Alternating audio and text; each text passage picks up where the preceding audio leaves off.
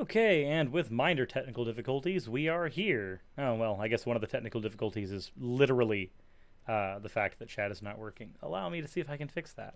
There we go. That looks like chat's there. Also, that face is there. Let's get rid of that. I'm here just to freak you guys out with that face. That face will never leave. Every time you think you're safe, it'll be here. But that said, for those who don't know what that face is from, that is one of the shopkeepers in Kakariko Village in Ocarina of Time. We were doing live streams of Ocarina of Time on my channel a few days ago and got some lovely screen caps for some animation loops that we could use during the course of that stream. Got that one. We got this one right here as well. And then, of course, we have this one. Only one of them is not mild nightmare fuel. So, now that that's all there, and that is all out for display. Sunshine boy. So, how are you guys doing today? I know it's Monday. I know normally I do streams in midday, but I did not wake up until 4, and... Whew. It's a fun day. It's a fun day. Also, Blake Hill just subscribed. That's awesome. Excellent. So, what do we have going on today? Well, first of all, we are still trying to figure out how much it's going to cost us to take that tree down. We couldn't really call anybody during the weekend. But we're going to figure that out probably come tomorrow. So that's going to be fun. There may end up being a fundraiser-ish type stream because currently we can't go into one of the rooms in the house. So... But that's neither here nor there. For now, sorry about the morning, Wood Cirrus. For now, we have to talk about Shock of God, of all people. Because even though this is somebody who doesn't really have much relevance anymore, we do still want to kind of see what we can do about this. Because this guy is kind of infamous. Years ago, he was one of the people who was constantly fighting with atheists until he finally fell into irrelevancy. To give you an example of what happened with this guy, his subscriber base is 55,000. This is a video that was released almost a year ago.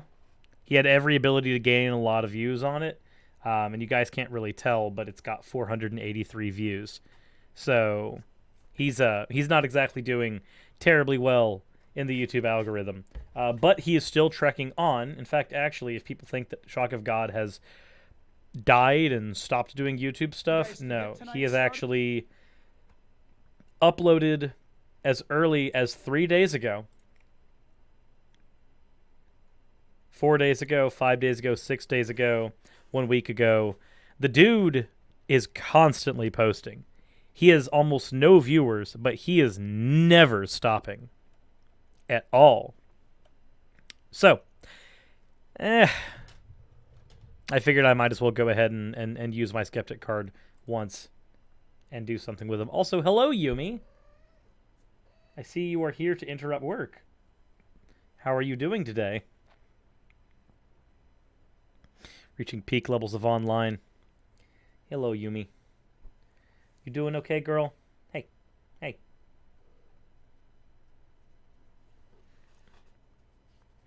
All right.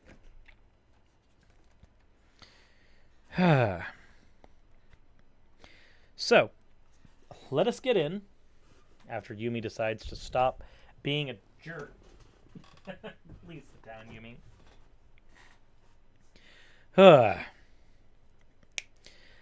Let us begin here. Is Yumi an owl or cat? I can never tell the difference. All right. Let's see what we get in with Shock of God. So, Shock of God is actually going to let us know that there are 10 more reasons, because of course he's got many videos about 10 reasons why atheism is stupid. 10 reasons why atheism is stupid, yes, 10 more. He's got many, but we are going to be looking at this one because in his atheism is stupid thing, this is the more recent one that I could find. So, let's see what he has to tell us.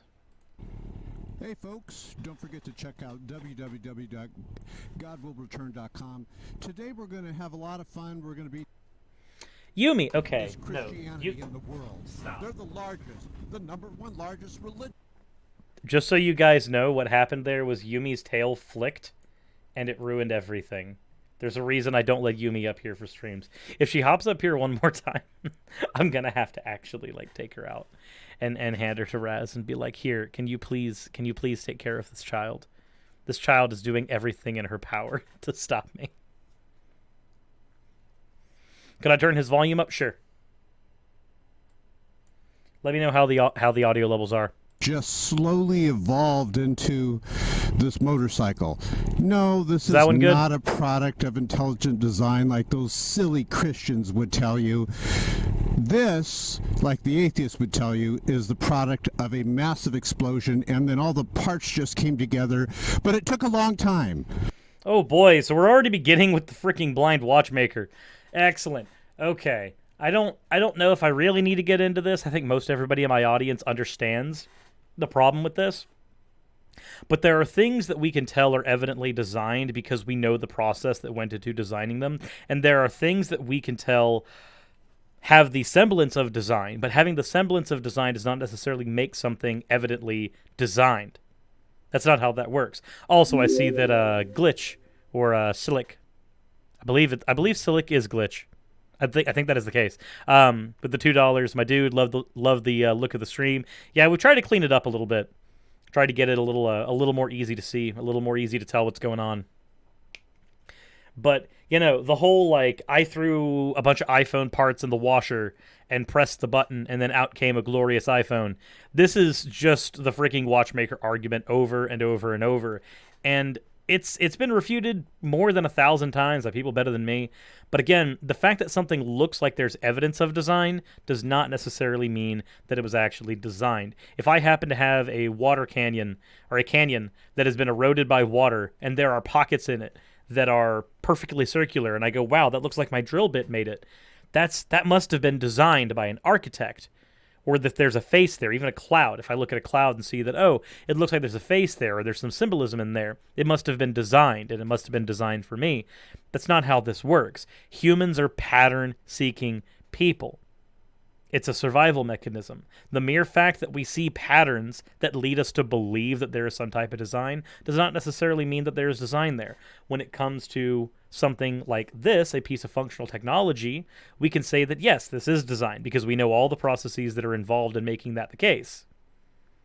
Not the same thing with, say, oxygen. Is oxygen designed simply because it is hydrogen, simply because we have... Well, no, is water designed? There we go. I was thinking of water, and then I was like, hydrogen. What else but hydrogen makes oxygen? Oh, wait a minute. No, that's not right. Is water designed simply because we happen to have oxygen and hydrogen molecules that have to be sandwiched together in a very particular way in order to make water? Well, no. This is a common occurrence we can see happen almost randomly everywhere, but we don't see a motorcycle randomly happen. So, again, this is just freaking blind watchmaker.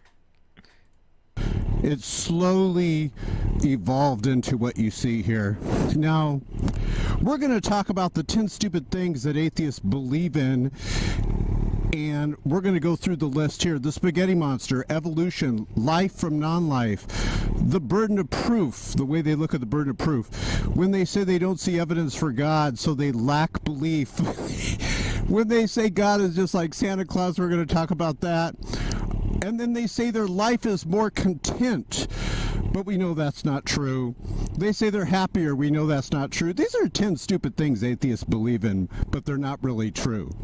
We're going to actually speed him up a bit, because it looks like he's got a 39-minute video where he's not going to get to any of the points, because each one of these points seems like it would be nightmarishly easy to talk about at length, but he's going to take a while to get to them. And then they hypocritically believe in something with no evidence. We'll talk to you about that. Does he not have the ability to close caption?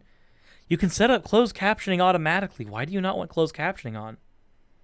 Like, I can understand not wanting to, like, close caption things yourself. That does take some time, and it can take money if you're going to get somebody to do it. It's why I have most of my stuff set to either fan submission or automatic. But just not having closed captioning on That's a bit of a red flag for me for a couple of reasons. If you guys are familiar with Roaming Millennial classically does not actually have captions turned on her videos because in her eyes, deaf people should not have the privilege of watching her content because they haven't taken the time to actually try to get a cochlear implant, assuming that everybody has the same privilege in that regard. So I'm not saying that there's a malicious intent there, but I am saying I've seen it before. Honest, yet they're the least trusted group in our society right now because they're actually liars. And of course, the number 10 stupid thing they say is that they have a purpose in life. So we love the atheists. We're making this video all in jest. But even though we're joking around, this is true. This is the stuff that they believe in. They believe talking about the spaghetti monster actually makes them seem more rational to the world. I don't think so. So let's begin. Let's talk about one thing that I find very curious. Why do atheists bash God, but they never bash Satan? Dude, wait, did you just begin this video by illegally switching lanes? Okay. Sure. Okay. That's how we're going to begin. Of all the things. We're just to legally switch the lanes. Okay. Satan. Don't you guys find it curious that here on YouTube you cannot find even one video of an atheist bashing Satan? By the way, we're going to be taking... What? I'm fairly certain there are tons.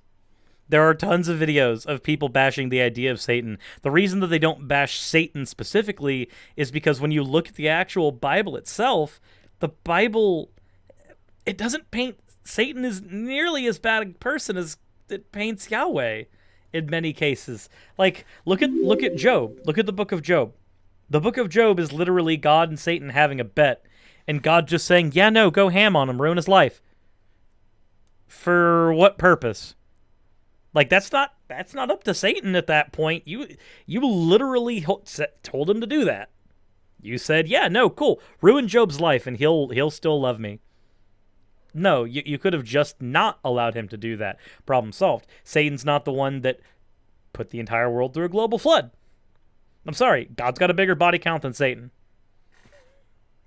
This motorcycle, which is a product of intelligent design. Everyone knows this motorcycle is a product of intelligent design. Do you know that this motorcycle is less complex than you, the viewer?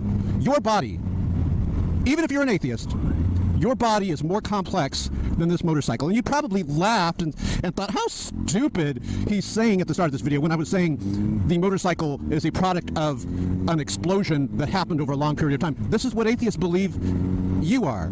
Okay, but again, there's a difference here. So we've actually seen, we've borne witness to single-celled organisms becoming multicellular organisms. And multicellular organisms that end up having to adapt to their environment will ultimately adapt further and further along the road. We saw this with Darwin's finches. We see that there are mutations that have allowed humans to adapt to certain lifestyles that they, in history past, were not able to. For instance, only in the last few hundred years have we actually been able to digest milk in a way that does not destroy our insides or make us suffer, because milk, or at least cow's milk, something other than human's milk, is something that we weren't supposed to digest. It's not something that we normally could actually digest very well, but we have a mutation that allows us to do so. And even then, it's not a perfect thing. Not everyone even has that mutation. And some people that do still have problems, like me. I'm lactose intolerant. It's not a perfect thing. You can look at the fact that humans have a tailbone. At one point, the species that we still are technically, required a tail. We no longer require one. We are bipedal. This is a weird set of arguments that I've heard from people like Kent Hovind, Ken Ham, again, shock of God, everywhere, where the human body is more complex, therefore it must be designed. Complexity does not mean designed. If I have a house built of red Legos of a single type, this house is less complex than me dropping a box of multicolored, multi-tiered, multi-sized Legos on the ground. The Legos that are on the ground could have more pieces, more variety.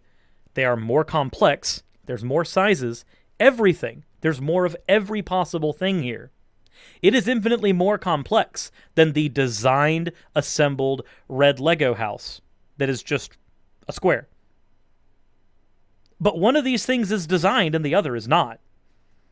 The house was designed, yet it's infinitely more simple. The scattered cacophony of multicolored Legos is infinitely more complex. But it's not designed. These are really, really base level arguments.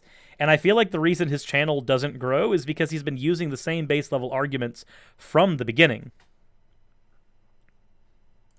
And that I am. This is why the majority of the world rejects atheism, and the majority of the world, believe it or not, are theists. They believe that God exists. I do know that atheists also know that God exists. They're just Wait, are you going to Romans 1 us? Are you really going to Romans 1:20 us here? Is that what we're doing? Yumi, tell me, please. Is he going to Romans 1:20 us? Is that what he's going to do? Pressing the truth and unrighteousness. So let's talk about the first one on the list, the spaghetti monster. Yep. He Romans 1:20 us. Okay. So historically, for those who don't know, when in Romans 1:20, classically Paul is talking to a particular church who, when he's delivering his message to them, he is letting them know that even though they have fallen by the wayside, they once knew God, and he believes wholeheartedly that they are lying to themselves, that they are deluding themselves into believing that there is no God. Even though, and there's not even really I don't believe it actually gets into specifics of whether or not they became what he would consider an atheist at that point. They just didn't believe wholeheartedly in the Jesuit God anymore. That was the only difference here, is that they didn't believe in Yahweh, Jesus, Holy Ghost, Trinitarian God. So even if we take Romans 1:20 in its original historical context, it does not mean that every human being by merit of being born a human knows there's a God. That's not how that works. That's not the original intent of Paul in that passage, and that's not what it means today logically either. You can attack this from within the Bible and you can attack it from without, and both ways it doesn't say what he thinks it says. This is the weird thing when somebody tries appealing to Paul. Is if you can actually, when you actually have there's 7 letters that are attributed to Paul that we believe are historically accurate and 5 that are not. When you are looking at the different writings of Paul, you can look at those and go, oh, this is what he meant. For instance, what's another one that we hear 1,000 times? It's a letter from Timothy, when he is telling a church that, oh, yeah, no, the women should not speak or should not teach. That's because at that time, historically, the women of that church were actively rebelling. Like, they were actually conspiring to get their husbands removed from the church for one reason or another. It doesn't really get into very specific detail as to why. All that matters for the story is that they were trying to. Paul recognizes this and says, don't let the women teach, because he thinks that the women are going to be teaching falsehoods. That is not a blanket statement. That is a statement for a specific area in a specific time of history. However, people like Shock of God like to cherry pick those statements and pull them out of their historical context and try to make them actually have relevance moving forward for everyone. This is one of the problems I have. This is not only one of the problems I have with people like Shock of God, Ken Ham, Ken Hovind, etc. This is one of the reasons why I am friends with people like Dr. Megan and Josh, or Dr. Josh and Megan. Sorry, they both have degrees. I don't know why I'm correcting myself. Of Digital Hammurabi. This is why I'm friends with people like Reformed Christian Apologists, JMD Apologetics, etc. Because when I hear these bad Christian arguments and they sound bad, I can take it to people who have researched this thoroughly and say, hey, is this argument actually as bad as it sounds? Is this argument as bad as I think it is? Also, Ken Min says, hey, sirs, this is Min from Truth Wanted. I just became your new patron since Friday last week. Well, how's it going, Min? I hope you're having a wonderful time. For those who aren't aware, Min actually was a Buddhist who called in to Truth Wanted with me and Objectively Dan. I got to simulcast that show onto my channel because it happened around the same time as I was supposed to be having my stream. So thank you very much for the $5, Min. We also have another super chat from before from C. Thomas, Gulf City Peasant, Shock of God, Bestest Projectionist, # Rectum. Thank you very much for that. And also we have Jakaris Felving. I don't Patreon, but # respect. Thank you all very much. Jakaris is one who I've talked to on Twitter, who pointed out that I was one of the skeptic YouTubers who didn't go down like the anti-SJW hole, apparently.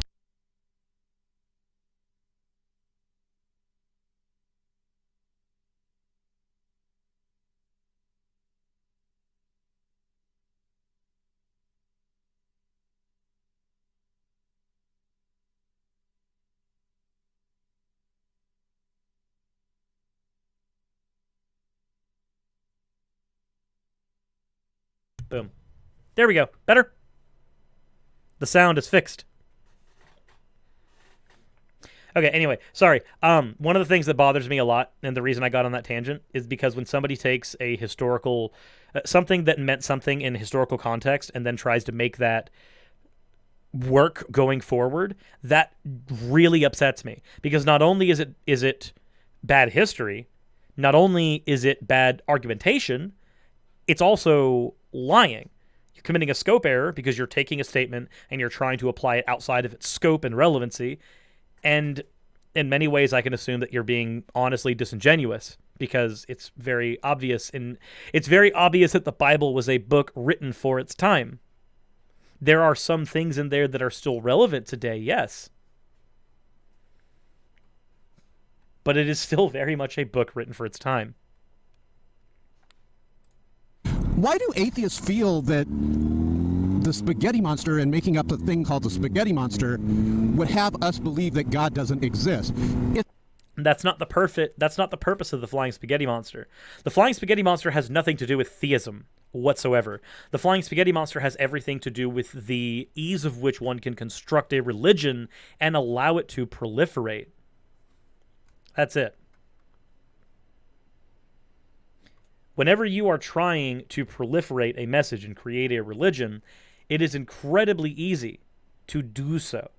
The whole point behind the flying spaghetti monster mythos, as it were, is to poke fun at the ease of which that one can construct that. It has nothing to do with theism. It has nothing to do with God belief. It has everything to do with method.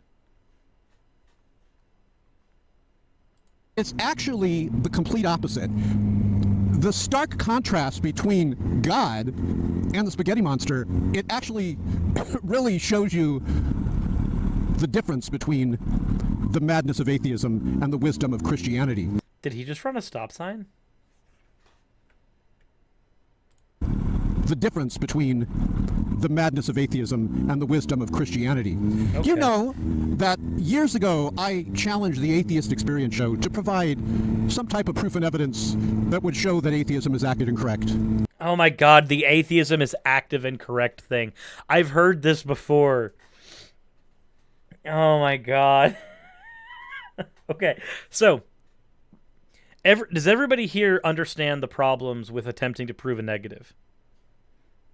Because atheism in this sense is a negative statement. It is the statement that God does not exist ontologically, if we're taking a philosophical route. If we're taking the colloquial route, we're taking atheism as lacking the belief in a God existing. So if proposition has a choice between yes and no, and you'll happen to either be on no or you'll be on in between.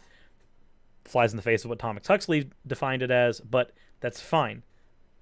Colloquially, that's not where we are.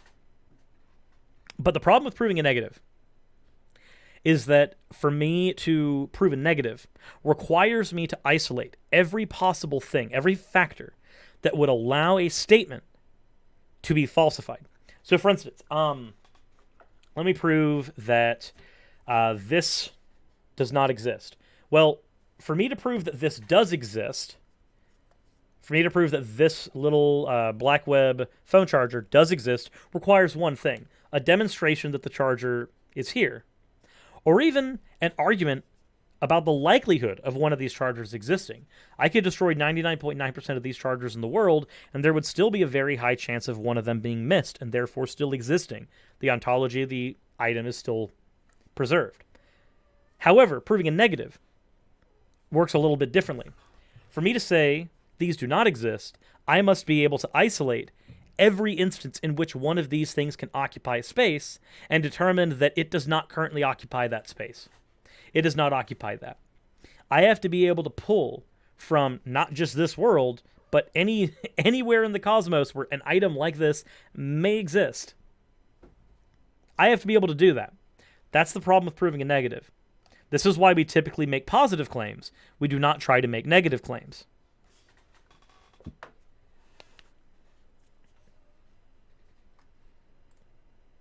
And it's even a little more complex than that. When you're proving a negative, what you have to determine is evidence of absence. And absence of evidence does not count itself towards evidence of absence. You have to determine the criterion in which evidence of absence can be shown. And you can't use an argument from ignorance. And this is where you run into a lot of problems. The difference between evidence that something is absent and absence of evidence can be incredibly nuanced. Whereas all it takes for me to make a positive claim and show that it's ontologically the case is for me to show you one instance of that thing being true. So when you say God is real, all you would have to do is show evidence of that, which can be done in a number of ways. If you want to use a philosophical argument, that is evidence. It can be considered poor evidence. It can be considered fallacious evidence if the argument itself has fallacies within it, but it is still a type of evidence, whereas trying to bring evidence for something that is a negative claim is infinitely harder to do. Which is why typically, said, honey, I love you, but I'm covering this. I love you, but I'm covering the skin. The guy's driving his nightmare fuel. Fair enough. Now, absence of evidence can be in very specific scenarios. Evidence of absence. For instance, if I make the claim, my father is in the house, and the absence of evidence for my father being in the house, well, that would be evidence that my father is absent in the house. This is, again, a little harder for negative claims. My father is not in the house is a bit different. Sirs, if you make shitty videos with bad quality, you should delete your YouTube account. Okay, well, if you consider my videos shitty with bad quality, then dislike them, comment on them, and do whatever you want. But I will make the videos that I enjoy. Anywho, continuing on with this dumb shit. And you know they still haven't done it. They have not done it. It is a faith-based, it's based on blind faith and opinion. That's what atheism is. We're going to talk about some other stupid... Wait a minute. Wait, hold on. Please say that again. Faith-based, it's based on blind faith and opinion. That's what atheism is. It's faith-based, and it is based on blind faith and opinion. Well, not only is this a little bit superfluous, you could have just stuck with one argument of faith. You didn't have to go for two. Two, opinion. Well, practically everything that somebody believes is going to be based on some type of opinion. If I want to be hyper-reductionist, everything someone believes comes down to a set of opinions that have allowed them to construct a belief. So, this not to commit the tu quoque fallacy unironically here, but this is a problem that theism faces as much as atheism. This is why they are two sides of a propositional coin. They're going to come with all the same problems, both of them. We're going to talk about some other stupid things, but you know, on the Atheist Experience Show, they have a stuffed spaghetti monster doll that they have in front of them. These are grown men playing. Oh my god, is this again? Oh my god. Okay, guys. Okay. So, for those who are aware of the Nick Fuentes little compilation that I just made, there were a few common threads in that compilation. One of them was cringe. That was probably the thing that was said the most, more than anything.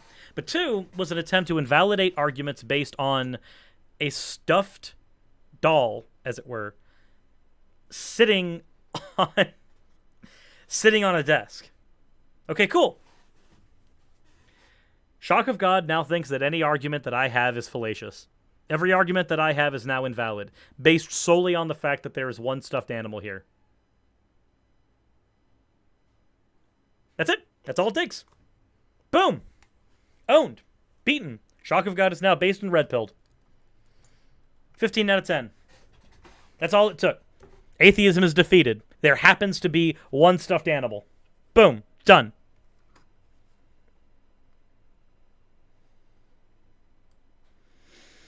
Yeah, but I think we're just going to call this Argumentum ad plush doll.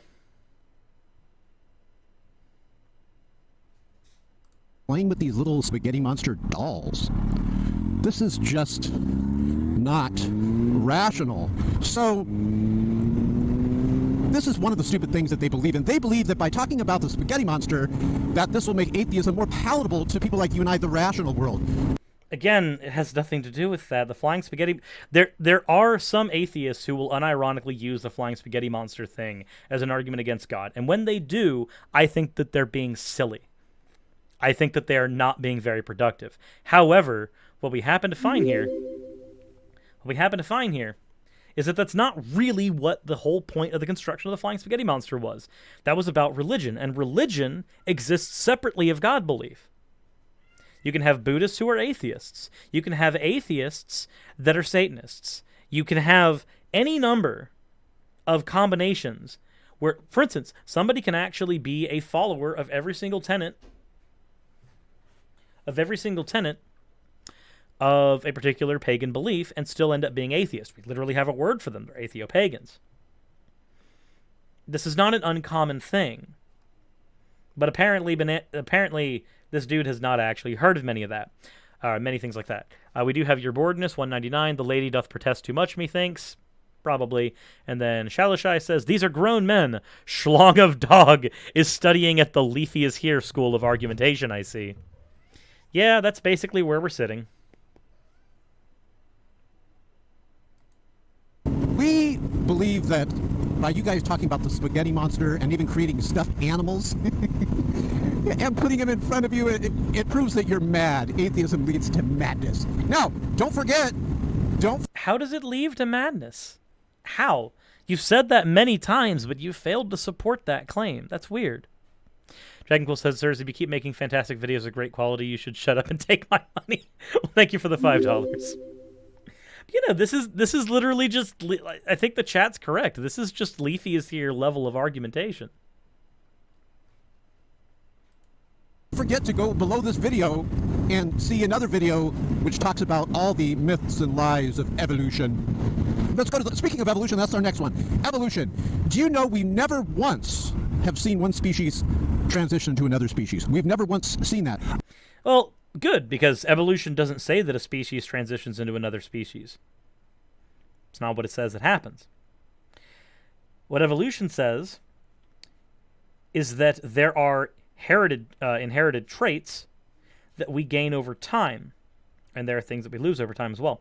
And it is because of those traits being inherited over time that species change. They don't transition into another species because that would assume that they are no longer the species they were before. It's not the case. For instance, everybody in the chat, are you in fact a eukaryote? And while you answer that, in fact, actually, you know, in the chat, here's what we're going to do. Press H if you are a eukaryote, and press G if you're not. And if you don't know what that is, go ahead and Google it real quickly. The answer's pretty easy, though.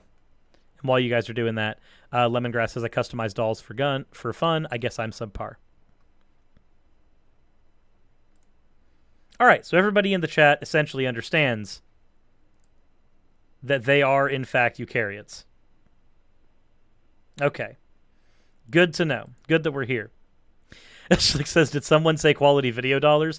Also, this is Shock of God. This is Shock of God just being Shock of God. I know, but in the year and a half that I've done this channel, I have not done a single Shock of God video. I've managed to avoid it.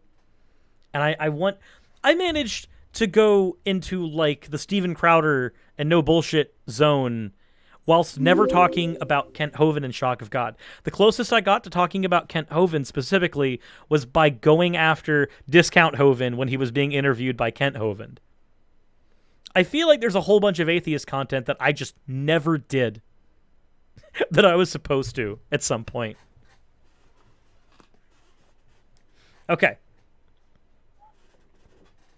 So, everybody in the chat understands that you are a eukaryote. Are you also an animal? You don't have to press H for this. The answer is yes. Are you also a mammal? Well, yes. Are you also a monkey? Yes. Are you also a great ape?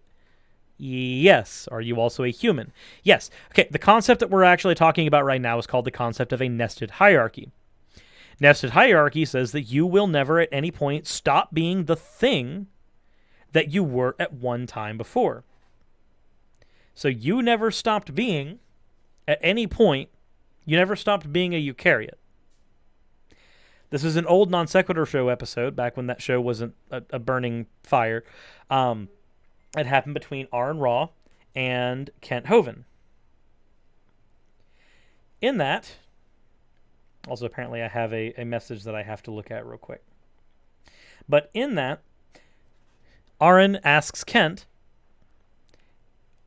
are pine trees eukaryotes? Are elephants eukaryotes? Okay, cool. If they're both eukaryotes, then they are both related. Kent disagreed with this, but agreed that they're both eukaryotes. Well, that's awkward.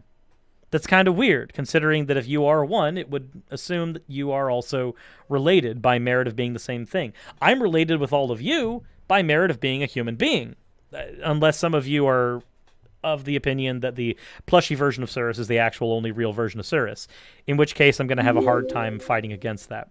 But I'm related to you all in that sense. But I am not related by any sense besides that, as far as I know. I could be wrong. One of you might be a long-lost cousin. Who knows? So whenever you hear somebody try to go after evolution in this way and say that, oh, yeah, no, you transitioned into this, well, we're not saying you transitioned. We're not saying you stopped being one thing and became another thing. You always were that previous thing. But if you were looking for something transitional, specifically, then fine. We can go to the fossil record and look at something like Archaeopteryx.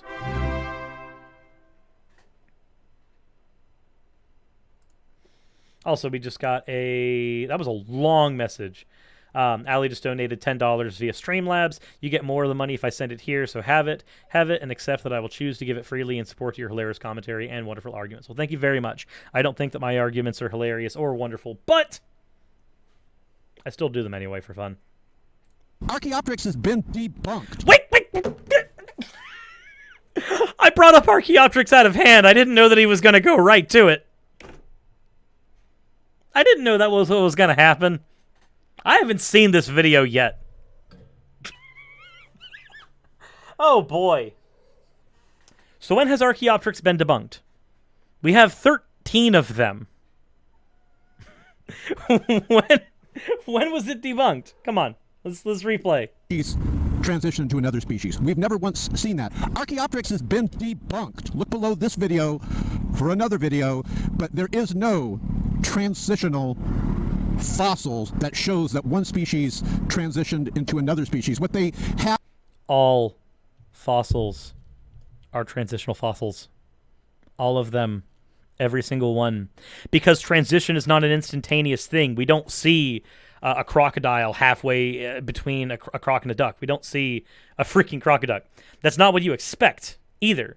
It's not things we expect. But we don't have to expect them. Like, this is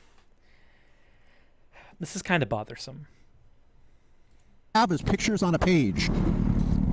So listen, never once have we seen, not even one time has a species transitioned into another species. We've never seen that. Yet atheists on just... Actually, fun thing about this one, I could be wrong, but I believe I remember Aaron Ross saying at one point that we actually have witnessed from actually, wait a minute, hold on. We've never seen a species transition to another species. Is he aware that corn has actually gone through such a transition? and wheat as well. Like, corn and wheat, as we know them, do not grow in the way that they normally do. Like, we actually engineered them to work that way.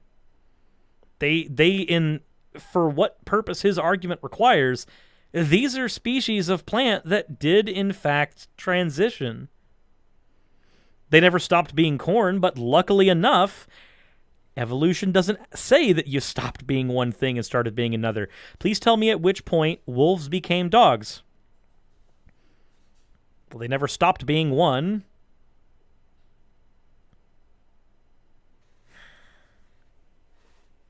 This is bothersome.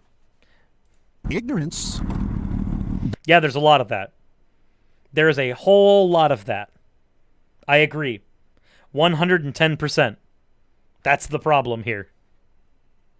Believe that this is so, or at least they're trying to convince the world. But here's some good news. Do you know, this is the year 2018. This is not the horse and buggy days of Darwinism. Darwin thought the cell was like a glob of like gelatin, like goo. He was wrong, wasn't he? It's very complex. It is almost... Wait, hold on. Wait. So your argument that Darwin was wrong, and yes, there are things Darwin was wrong about. We understand that. We use his theory of evolution as an underlying principle that we've built on since then. But the fact that somebody without the equipment supposed that something would be understood, and then with the equipment we discovered something that is very close to that. This is not new. For an example, in Greece, in the 1st and 2nd century, I believe, I could be wrong, but there was talk, it was before that, I'm fairly certain. Again, I could be wrong on my timings, but in Greece there were talks about base forms. It was hypothesized that people, or any species, would have a base form. That people should be able to be reduced down to what would be considered a base thing. They couldn't understand what that thing was because they didn't have the equipment to view it, but now we understand that people are made up of molecules. People are made up of atoms. We can go down to quarks. We can probably go down even further than that. These are things that we understand now because we have the equipment for it, but they were hypothesized years before. Darwin's much the same way. Most of his predictions came out to be fairly true. Some of them were wrong. But the mere fact that he thought that a cell was like, oh, it physically would be like this, and then we happen to find through technology that, okay, well, the cell exists, but it's not necessarily the exact same way, that's not a point against him. C. Thomas, Gulf City with $5. Corn had an amazing transition from its stone ancestor to the earful we get for them now as they stock our farms. Oh my God. All the corn puns. So, evolution is falling apart. This is the good news. It's actually falling apart. They're trying to come up with another mechanism. There is no mechanism that has been proven that shows that evolution is true.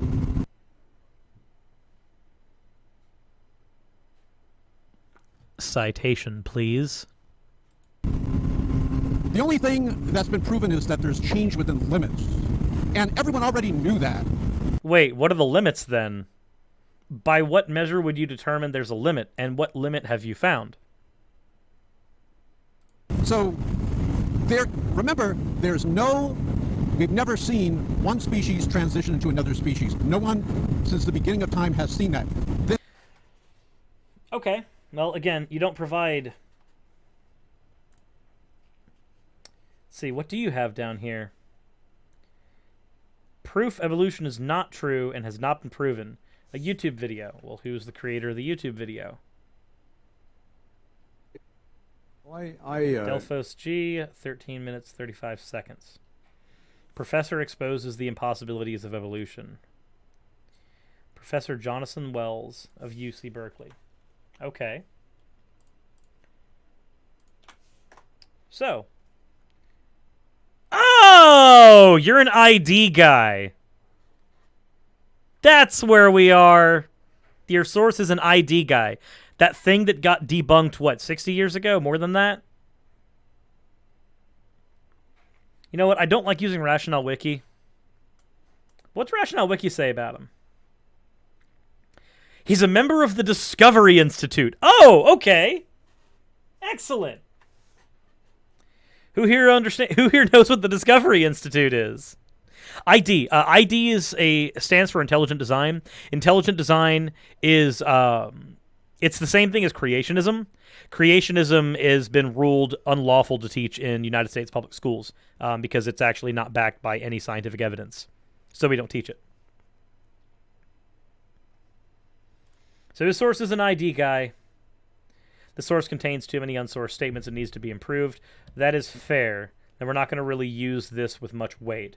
But the Discovery Institute, not in any way associated with the Discovery Channel, is a non-profit religious think tank which attempts to get intelligent design and creationism taught in American schools. So what you're telling me is your source is a single guy who has an agenda. That explains a whole hell of a lot. Okay. That only took, what, 3 degrees of separation to get there? What's he got next? Why I left the evil of atheism for life in Christianity. Why I left... All right, folks. We're going to be taking this motorcycle on the freeway and on the twisty. It's another 51-minute video. How about no? How to defeat all atheists in debate easily by like squishing a gnat. All right, folks. This video will be the death of atheism. Okay. But it's a 35-minute video. It's a 35-minute video, and I'm not going to watch that. See Shock of God debates here below.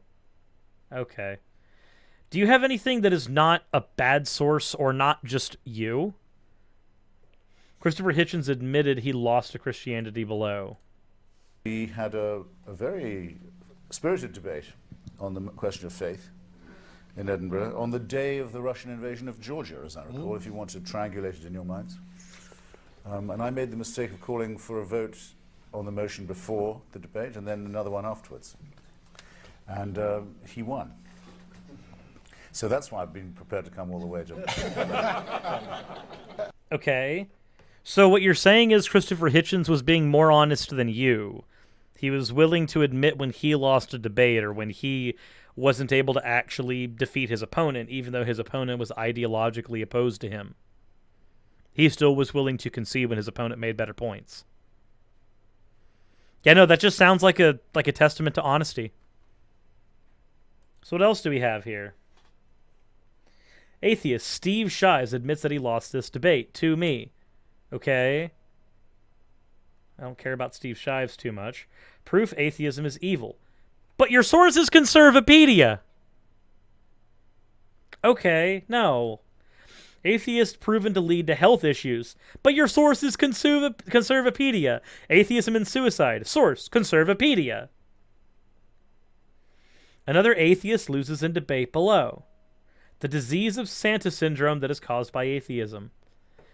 Okay, so none of this is actually sourcing. This is just him trying to go, look, guys, I have a shotgun. I have put in my shotgun a bunch of stuff that doesn't mean anything. I have fired it, and every pellet missed. But here it is, every individual pellet I used. Okay, now. I was hoping I would find something of substance in the actual sourcing section. Something that I could read, perhaps a study, perhaps something that requires somebody with more than a minor attention span. But apparently everything is either like 35 to 50 minute long videos, which I could watch in the background later, or little snippets of information that meant that people were being honest. People on the other side, not you. That doesn't seem terribly useful at all. Also, Santa syndrome is a psychological syndrome which makes affected individuals accept atheism, basically. So the whole deal with Santa Claus were like, oh, I believe in Santa Claus. My parents told me it's real. And then you've discovered that Santa's not real, and then you are no longer a atheist Santa Clausist. We don't really have a word for it. But somebody who doesn't believe in Santa Claus. Same idea with atheism, where you hear the arguments that your parents made for why God is real, and then you decide not to accept them later. It's called Santa Claus syndrome. I think it's kind of derogatory. One, because it shits on people who actually do truly believe in their religion and have justified reasons for doing so. And two, it shits on the method that caused an atheist to turn to atheism, because the Santa Claus syndrome thing, it's not a logical argument. It doesn't mean that somebody decided that, oh, wait a minute, no, these things don't actually add up. It was, no different than a child coming out, which also says that atheism is an inevitable thing for an individual, which I also hold issue with. I don't think it's an inevitable thing for an individual. If it were, Kent Hovind wouldn't exist. Evolution fails the scientific method. We've never seen that. 99. Evolution fails the scientific method when? When does that happen? I'm not actually certain that I've ever seen evolution fail the scientific method. But, if he's saying evolution has failed the scientific method, I'm going to assume that he's going to appeal to something is observable within the scientific method, and therefore we can't extrapolate anything because something in evolution is not observable. Even though we have seen literally hundreds of species evolve in various ways via their mutations, which is what we would expect as per that theory. 9.9% of what these evolutionists are talking about, these atheist nutjobs on YouTube, they're talking about change within limits, which is really just creation. They're not... This is like saying God doesn't exist because Spinoza said so. That's what this is. That's all I just heard there. Change within limits is not creation. Again, we'd have to ask you, where do you find those limits to be as well? I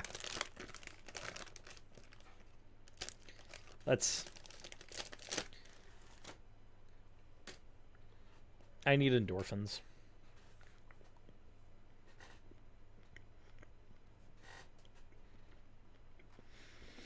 Okay.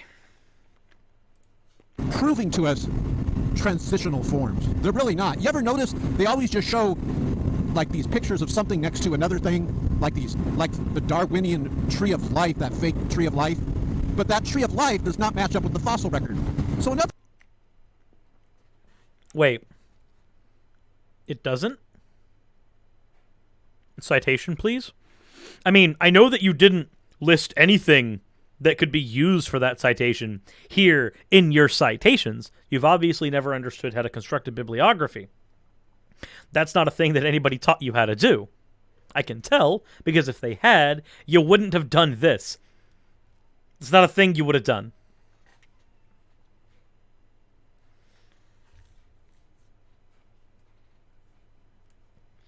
Not to mention, all you're doing is relabeling things. You are literally just enabling things, or relabeling things. As an example, if I say, I used the Spinoza thing earlier, so allow me to appeal to that real quick. If I say God doesn't exist, I can use Spinoza to argue both ways. God doesn't exist because Spinoza defined God as the universe. So God doesn't exist because I'm looking at somebody like a monotheist and saying, aha, God is just the universe, so what you consider God doesn't exist. Except somebody on the theist side could also say, no, God does exist. Spinoza said God is the universe, and then they become a pantheist. You can use Spinoza to make somebody a pantheist, or you can use him to make him an atheist. Simple relabeling is not an argument. That's just relabeling something does not suddenly make your argument better. Another stupid thing that atheists believe in is they believe that evolution disproves God's existence, and it doesn't. And what is this in the road right now? Okay, this one I agree is a bad point. Atheism does not rely on evolution. Not one bit.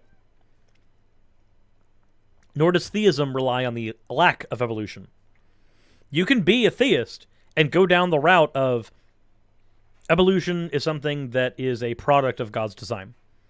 You can be a theist and say evolution is something that happens separate from God, but all the pieces were put there in the beginning so that evolution could happen if it wanted to, whether or not God guides it down a specific designed path.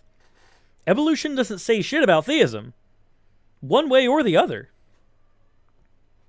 Fourth Dimensional Jake with the $10. Do you notice how they show big people next to little people and claim they're family? BS, those little people are new created kinds. Draw lines on a family tree. No transition. There are limits. Fight me. Oh my god. Thank you very much for the $10, Jake. Right here. Everyone's stopping. Box or something, that guy's going to put it in his truck. Now, atheists believe in something that we've also never seen, that life comes from non-life. We've never seen... You parked a little far past the line there, buddy. You think maybe distracted driving isn't a good idea? I'm trying not to, like, ad homs too much, because I recognize that by criticizing his driving, I'm not actually criticizing his arguments. So I'm trying not to do that, but I can't help it. Seen that. And they always bring up the experiment where this guy shocked certain compounds in a lab, and he was able to get some bubble toil and trouble. He wasn't able to create life, but they'll always point to that, well, yeah, you know... He's talking about abiogenesis.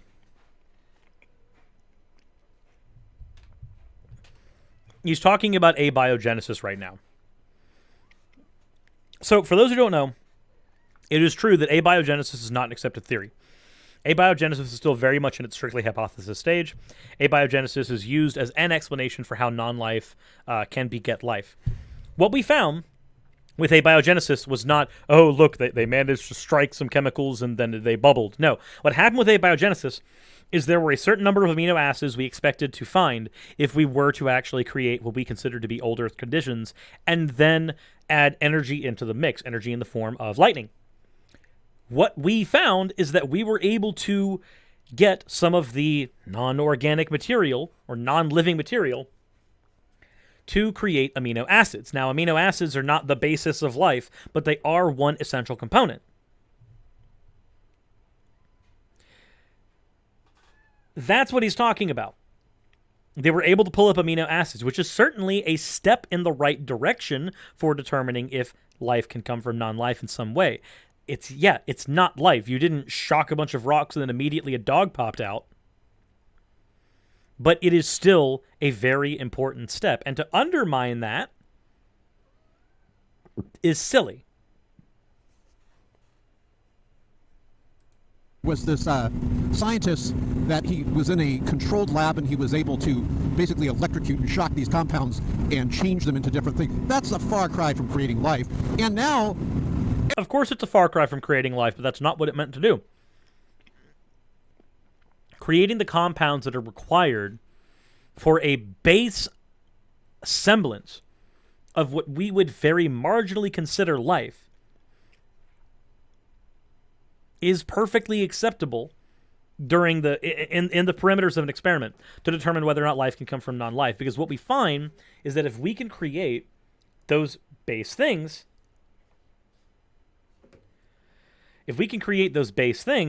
then from those we know that other things will inevitably be able to come from that.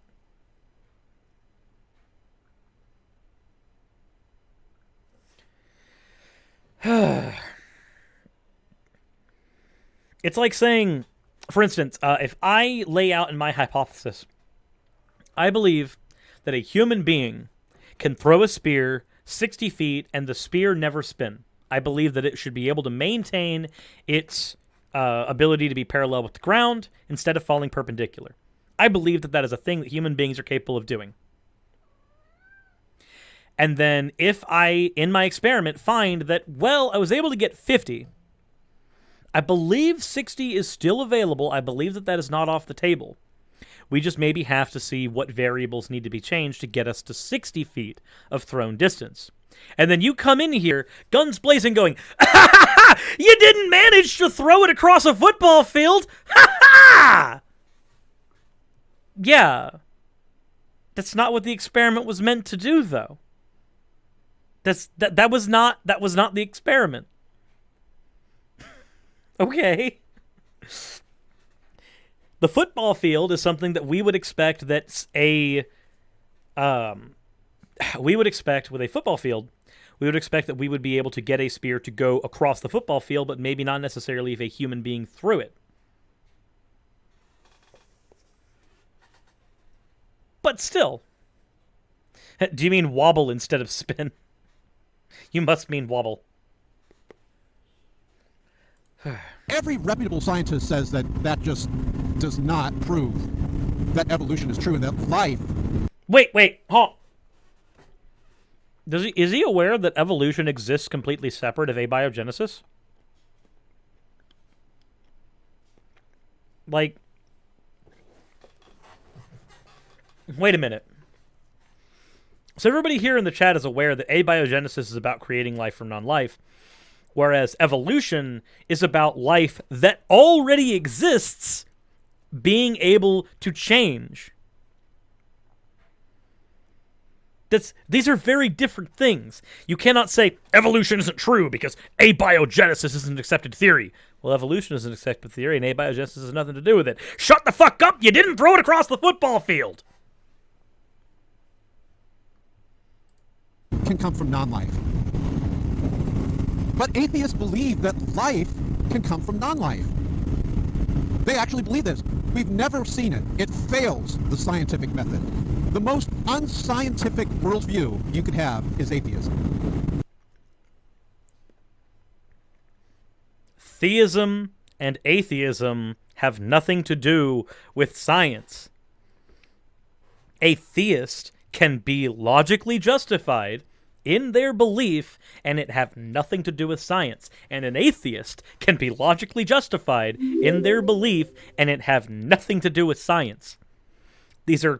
You are committing a category error. The error of taking a philosophical question and trying to talk about it in a scientific sense. And even getting that wrong.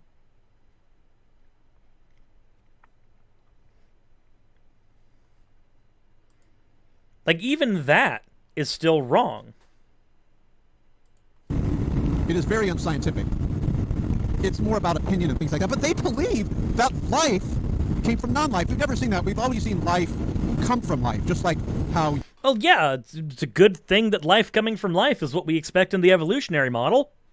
You came from your parents. Life comes from life. But they believe that life comes from non-life. Well, if you are an atheist, then you must accept the resurrection of Jesus Christ.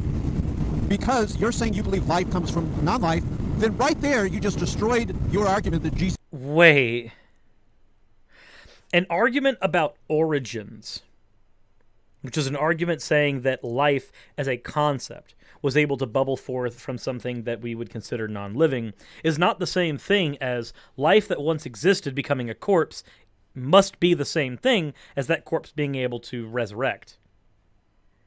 Is thinking not your forte? Jesus could not resurrect because, hell, you believe that life comes from non-life. That's what you believe. You believe in the resurrection. No, that is not what is entailed by that.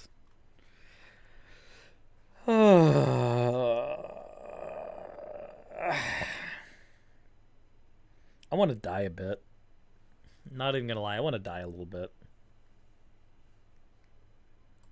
One says life can come from non-life, they must accept the resurrection of Jesus Christ.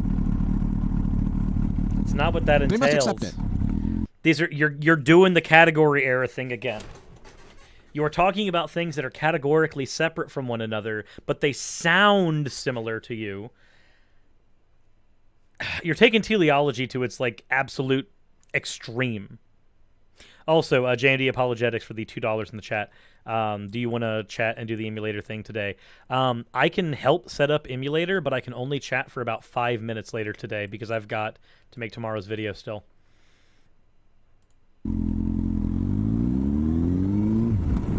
Now, I know we've never seen life come from non-life, but the disciples witnessed Jesus die and then rise again. They believe... Actually, the Bible doesn't even say that the disciples witnessed Jesus rise. From what the Bible says,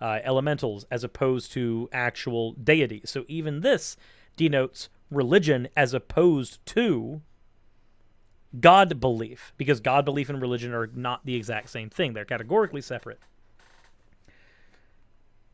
So all of his numbers sound really, really bad.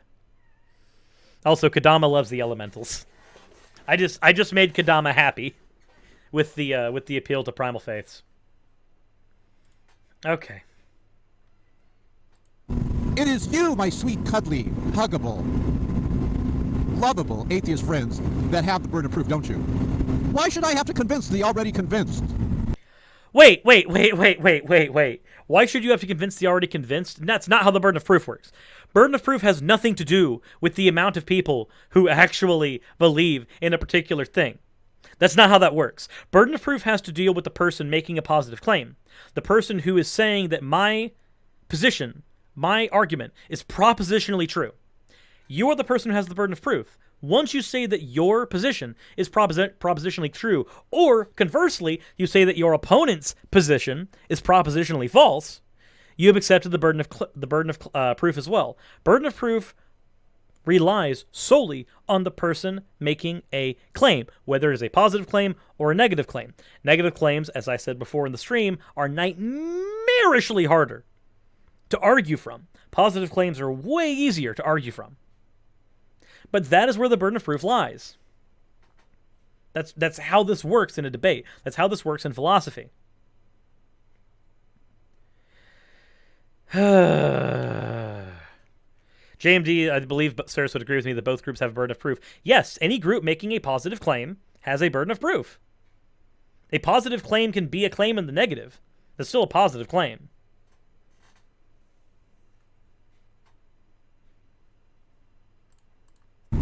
Everyone already claims that God exists. I mean, well over 95% of the population.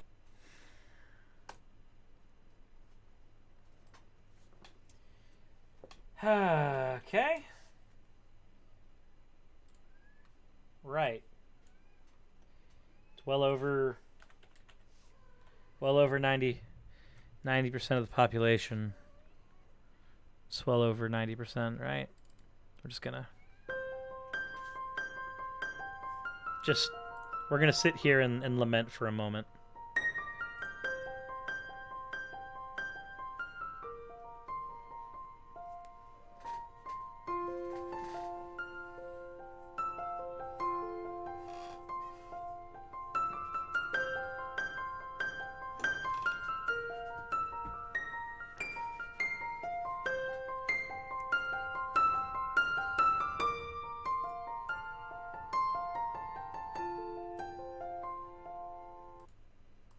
Okay, we've done that long enough. That joke ran its course probably 10 seconds ago. So, JMD, are you getting Sword and Shield? Yes, I am. Not only am I getting Sword and Shield, I'm going to be streaming it. There's a difference of opinion of the nature of God. For example, the Muslims are admitting God exists. The Jews admit God exists. The Christians admit God exists. There is a difference in opinion on the nature of God. Oh, okay, so we were correct in applying the principle of charity. His numbers are still wrong. But, you know, who cares about accuracy? But everyone's theistic. Less than 5% of the population is atheist, and you say that we have to convince you God. Less than 5% of the population.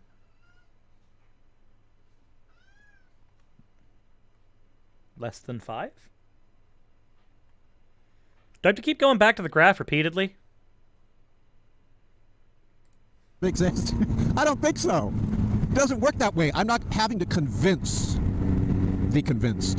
The burden of proof clearly lies on the atheist's shoulders. Now, that's not how this works. You can't make an argumentum ad populum fallacy and then say that your argument's right because you committed the fallacy. That's not how this works. The atheist will tell you this. Oh, I'm not trying to convince anybody. Well, you're reaching your goal. Because you guys suck. Atheists suck at convincing the world that atheism is rational. And after all, why should we believe it? Any more than this Jetta in front of me popped out of an explosion over billions of years. That's what they're saying happened with the humans. That's not... It was not an explosion happened and then people. That's not how that's argued, but I've already gone over that earlier in the video. I'm not going to say it all over again. This is just Watchmaker. Billions of years and slowly out of explosion that was not guided.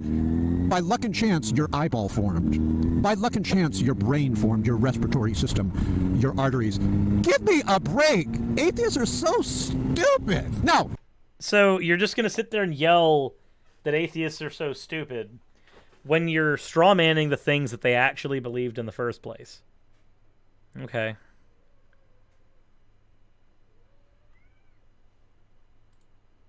Most atheists are under 18 years old. Did you know that? So it is my hope and prayer that they see that they're embarrassing themselves. Wait. So the fact that... Okay. Let's do a fun thing. Let's run a thought experiment.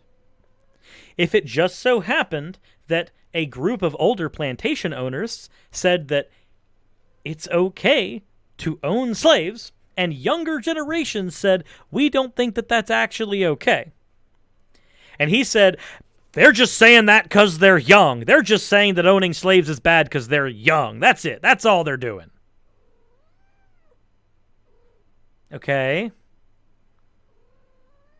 But their age had nothing to do with their statement. I don't even need a citation for it. I will accept that that statement is true. I will accept that statement is 110% true based on the merit of that being a red herring. The fact that younger people, if that is the fact that there are younger people who think that a position is true, says nothing about it. It says nothing about the argument. To believe that an explosion occurred for no reason and for no purpose, and with no design and no guidance, the eye formed. Oh my god, is everybody here familiar with the concept of teleology?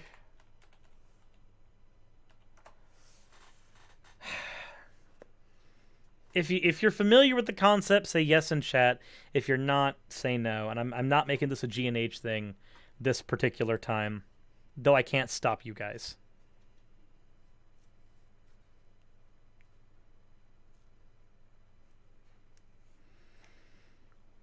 Okay, so we seem to have a bit of an even mix here. There's some people who don't understand teleology and people who do. Okay, that's fine. Teleology, in a very simple sense, is the explanation of phenomena in terms of what purpose they serve, rather than the cause by which they arise. What do we use teleology for? Well, teleology allows us to, instead of looking at the myriad of things that would be required for a particular individual or particular item to exist, it allows us to just look at the purpose that they serve instead. It breaks things down and makes them much more simple to process. For instance, if I tried to say to you, someone in the audience, we're going to do this just one person at random. Kadama, we're going to use you in the audience. You are our example today, my friend.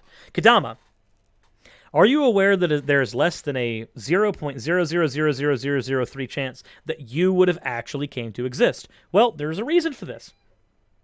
Because the chance that your parents would have got together and made you is very small, because your mother had hundreds of eggs, any one of which could have popped out and been someone completely different. It would have been a possible brother, possible sister. But instead you came out of there.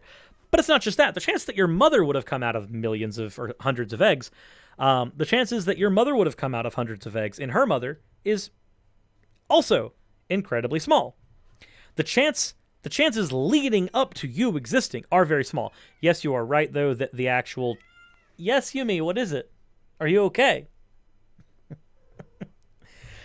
The chance that you exist is 100%, but the chance that you would have come to exist is very, very small. And it feels like if we try to actually look back at all the different things that had to go on for you to come to exist, it's almost impossible. It's almost an insurmountable task for any one person, let alone the human race. However, through something like teleology, we can say, well, instead of doing that, let's take this into a more simple approach. What purpose do you serve? What purpose do your individual organs serve? Let's go with that instead. We can reduce the complexity of this. It does not mean necessarily that we come to a truth value in doing so, but it does mean that we've broken something down so that it's easier to understand. But you have to be very wary that once you've broken something down so that it's easier to understand, then that does not necessarily mean that you've come to a better truth proposition, especially if the original argument was about sourcing. And yet here we have Shock of God trying to break these things down into very simple forms and still not quite understanding them. If you admit that it's stupid to believe that an explosion happened and this motorcycle was created, you must admit then that the human body being created from an explosion with no guidance is also stupid, because the human body is far more complex.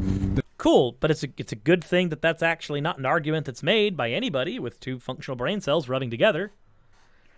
The explosion coming out and doing X things is a hyper reductionist form of what actually happened at the point of universal expansion. And yet, that fact slips on by. Than this motorcycle. Far more complex. So this whole thing about the burden of proof is it's very stupid. They got to quit saying that. But this is why they're a meager 5%. It's like this. Christianity is like the pro football team, and then atheism is like Pop Warner. Or junior high school football team. You guys got to get up with the big league. Let's see what else. Oh, when atheists say, let's go over here real quick. When atheists say they don't see any evidence for God, this is not an argument at all that works. Because if you and I are in a debate, and I say, I don't see any evidence that atheism is true, and then you say you don't see any evidence that Christianity is true, we're really both even. We're just stating opinion. But then if I bring up the cosmological argument, the ontological argument, the teleological argument, and I show that... Don't unironically say the teleological argument when I've already pointed out the fucking problems with it. Okay.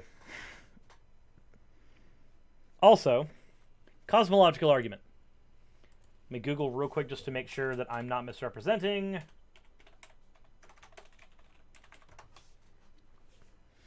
Cosmological argument. An argument for the existence of God that claims that all things in nature depend on something. Oh, it's argument from contingency. That's it. This is Thomas Aquinas' third way. That's all this is. I say that's all it is. Thomas Aquinas' third way breaks down into like a 33 fucking part syllogism, so don't even... I don't know why I said that's all this is. No, argument from contingency does not mean therefore God. Argument from contingency just means that everything required a previous cause. The flaw in the argument from contingency is that it assumes that it is illogical to have it assumes that infinity is illogical. Which is weird, because infinity under Christianity, for the most part, infinity is logical going forward, but for some reason it's not logical going backwards. But infinity going forwards would mean that there has to be infinity going backwards. So the fact that there has to be a first cause in the beginning is already a bit of a problem. Infinity going forwards entails that infinity going backwards is perfectly logical. When you said Aquinas LOL, first thought was, will he cover all that? No, I'm not about to cover all of Thomas Aquinas. Whew, no. I wanted to cover Thomas Aquinas a long time ago, and then I opted not to do so because the more that I studied about Thomas Aquinas and his particular brand of apologetics, the more I realized that his stuff is incredibly complex, and I did not want to misrepresent it.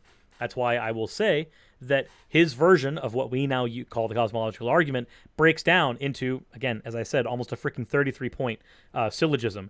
It is incredibly complex and hard to understand, and I still don't fully understand it. I understand the simplified versions of the argument that have come from it, but much like how Pascal's wager in its current form looks nothing like how it did when Pascal's wager was originally proposed, cosmological argument does not look anything like the way that Thomas Aquinas originally proposed it either. DNA is empirical proof of design, and then we look at how the universe could not create itself because all matter, space, time, energy came into existence. It had to be something, do I dare say it, spiritual, not made of matter, that created the universe. And then when we see all the prophecies that came true in Scripture, when we see the prophecy that Israel be gathered again to herself, and she was, and she is, and I can go on and on and on. So put that in your pipe and smoke it, my atheist friends. And all you have is, you don't see evidence? I just won that debate. If I say there's no evidence that atheism is true, and you say there's no evidence that Christianity is true, but then I supply arguments, proof and evidence, documented evidence that prophecies came true. Wait a minute. Hold on. You're gonna use documented evidence that prophecies came true?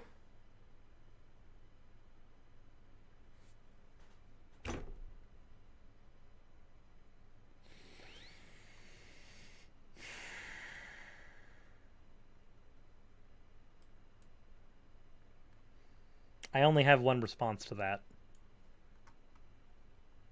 I only have one. And it's very simple. But I don't think any of you are going to like it.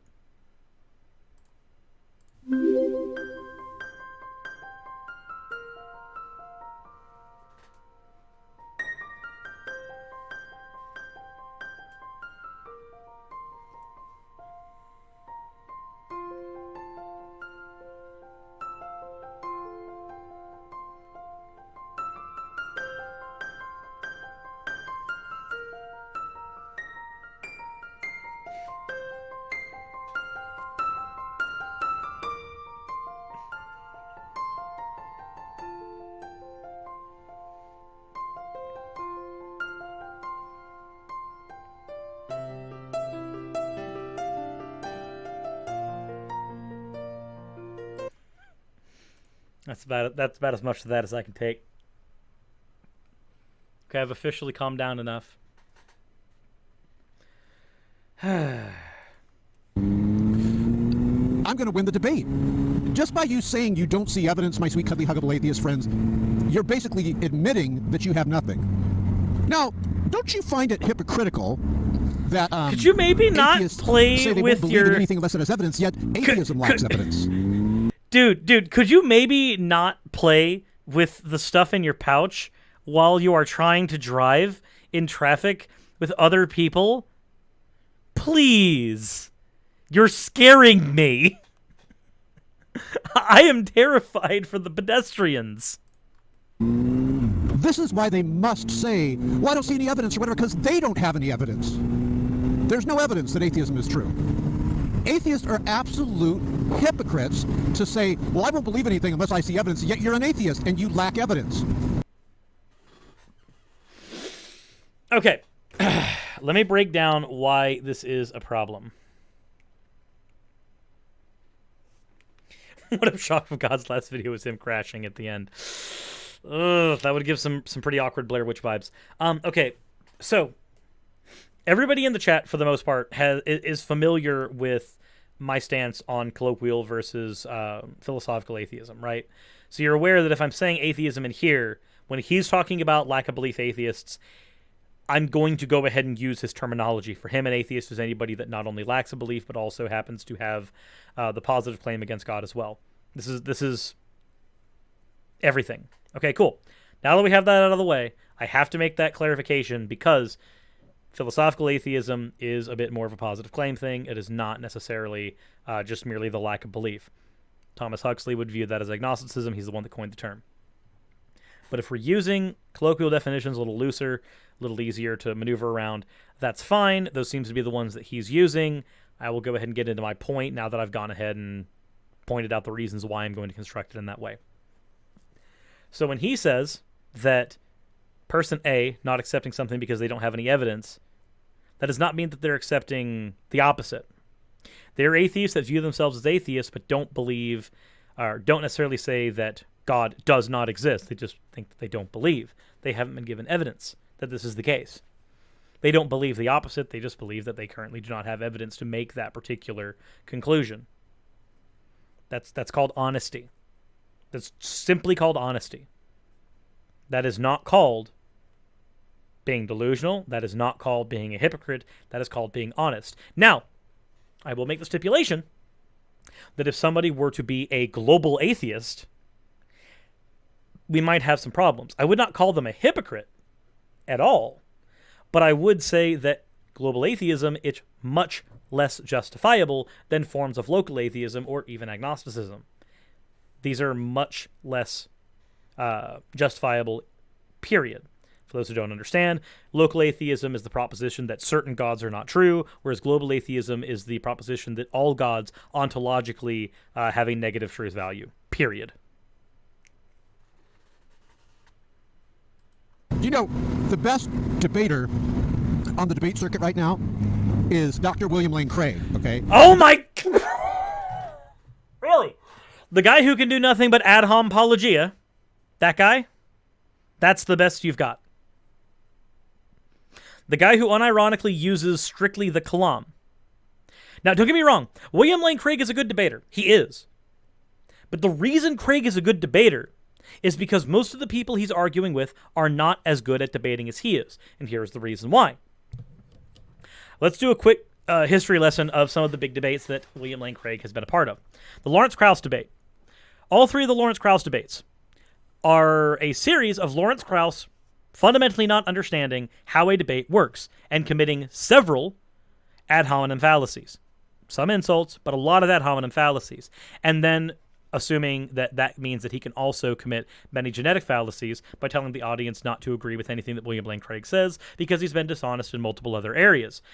These are all bad argumentative tactics. They are all fallacies, and Lawrence Krauss historically committed all of them against William Lane Craig. This is why William Lane Craig was able to do well against Krauss. When it came to Christopher Hitchens, Hitchens did not properly take notes in his debate with Craig and did not do as well as he could have. Hitchens is an amazing debater. Craig was probably one of the hardest ones for him to actually debate with.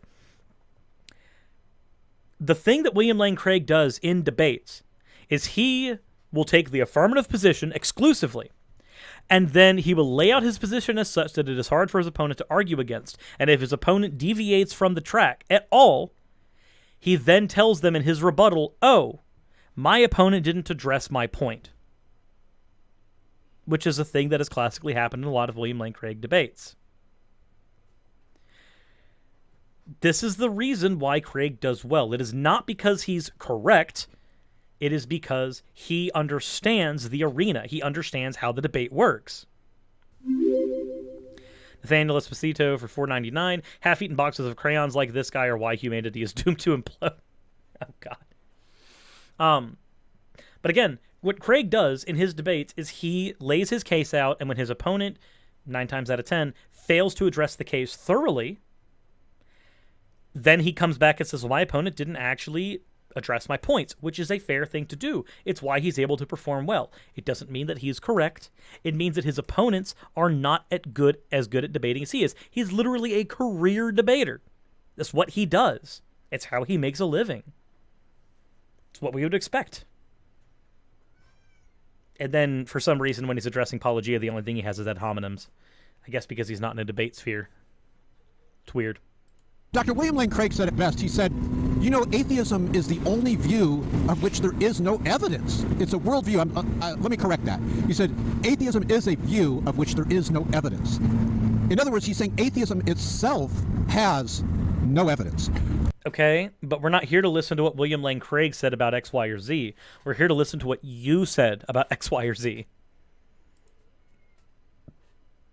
Don't you find it hypocritical that atheists... Also, JMD says the 30-plus books he's written probably is how he makes his living. JMD, you are aware, however, that marketing requires him to put himself out there in order for people to know that those books are even available to buy. And it is through his debates that he does that. As an example, McDonald's. Ray Kroc, who was the one who actually bought McDonald's from the original people who built it, has classically gone on record to say that McDonald's is not a food industry. McDonald's sales have nothing to do with food. They have to do with real estate. McDonald's is a real estate business. Because the content of what is being sold matters infinitely less than the marketing that leads to it being sold. Well, JMD, it would just be the debates. It would just be how he puts himself in front of the audience. Because without doing that, he couldn't sell a single book because nobody would know that they're even there. Debates are a marketing tactic. Say they need evidence, yet they don't have evidence. Based on their argumentation, they should be rejecting atheism, and that's what I did. I was an atheist. I was willing to admit, I'm going to go on record now and say, I'm going to go ahead and say that he had stupid reasons for being an atheist. If we accept that he was once an atheist, he had dumb reasons to be an atheist, and now he's got dumb reasons to be a Christian. There are people who have good reasons to be a Christian. JMD Apologetics is in the chat right now. This is a person that I have had hours and hours of really long late-night conversations getting into philosophy. There are people who have justifications for theism. Some good, some bad. I'm going to go ahead and go out on a limb that say that Shock of God had bad ones to begin with, and then has more bad ones that got him out. But I left atheism because of the lack of evidence. There is. Also, we do have fan arts that have been submitted. I'm trying to figure out where I'm going to throw fan arts in this new setup, though. Allow me just a moment. Doot.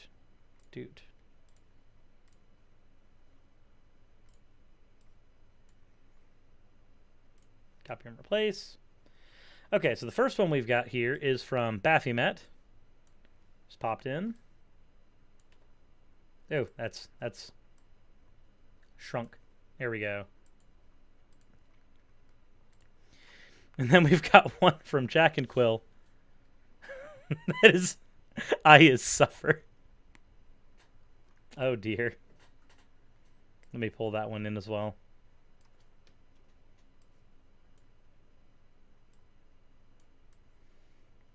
My suffering is palpable. What other ones have been submitted during the course of this? Also have this one.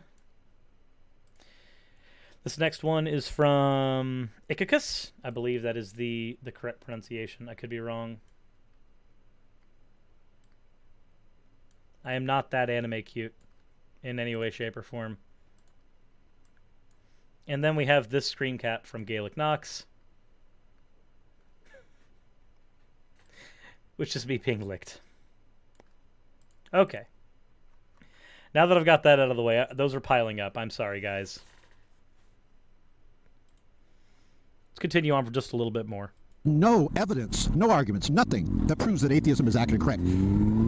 That's why kids, you don't see adults as atheists. That's why kids are atheists. Everybody who's an adult in the chat and who's an atheist, please say H.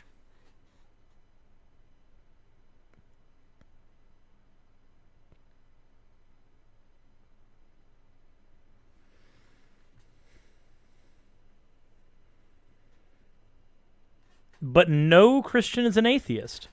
Or no, wow, that's not what I meant. No adult is an atheist. No Christian is an atheist. That's a dumb statement. No, but no adults are atheists though. None of them.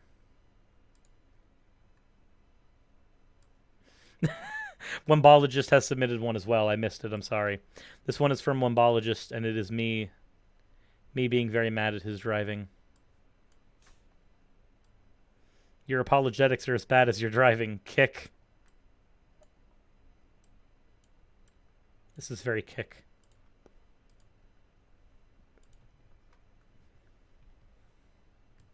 Atheists. And you ever notice, you never see atheists in the real world because people would make fun of them and say, really? You believe that this dog or this horse or whatever just popped out of nothing uncaused and Nobody thinks that. Nobody. Unless you're a Last Tuesdayist. If you're a Last Tuesdayist, unironically, then maybe. But that is not the case. Guided? Really? They'd be ridiculed and laughed at. And who would hire an atheist to watch the cash register at your coffee shop when they don't believe that stealing is objectively wrong? Wait. That was out of left field. Okay, so first of all, I need to define Last Tuesdayist. A Last Tuesdayist is somebody who believes, or even just uses as an argument, that you cannot determine that everything did not randomly pop into existence last Tuesday. That you, as a person, and it's actually kind of true, you can't demonstrate that everything did not pop into existence as it is last Tuesday, with all of your memories, with everything. It's like a subset of, it's almost like a subset of solipsism. It's the same thought process that leads you to solipsism.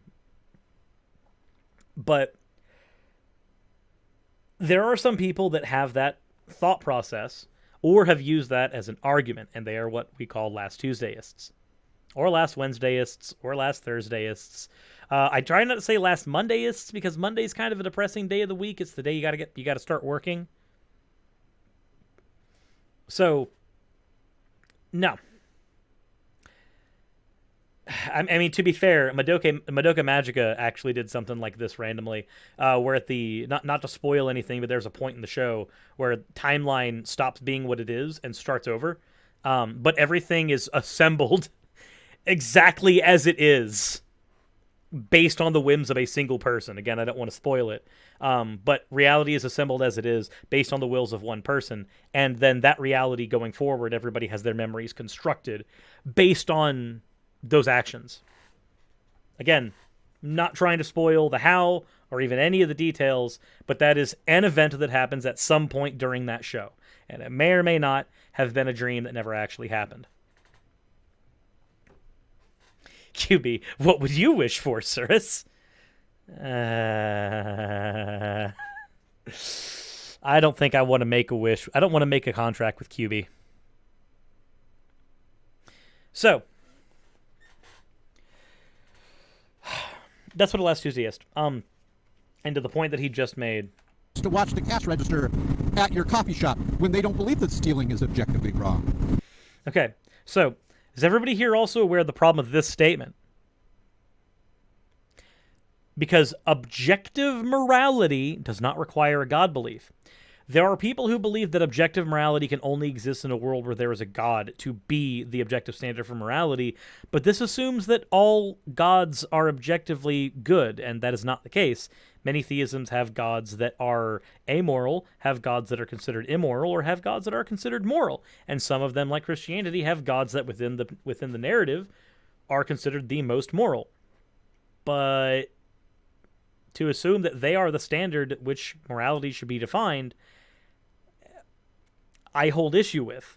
If you want to personally believe that they are the standard, sure, that's fine. I can personally believe that the ethics that are shown in something like, say, the World of Warcraft universe are objectively true. All this argument says is that atheists don't believe objective morality is real because they don't accept the one premise that Shock of God believes objective morality rests on. But objective morality as a concept does not rest on God. There are many atheists who end up becoming unironically moral subjectivists strictly based on Christians using an argument like this, or Muslims using an argument like this, saying that all morality must stem from their God. And then they go, well, I'm not an objective moral realist because thing related to theism. But theism and objective morality are two completely separate things. Richard Carrier is an atheist, and he's an objective moral realist. These are not the same thing. These have nothing to do with one another. It's like saying that the Bible is a book that is a science book. It's not. Morality can exist objectively or subjectively, completely separate from the ontological truth value of a God. Draconic Rain, I'll go ahead and review Zeitgeist right now.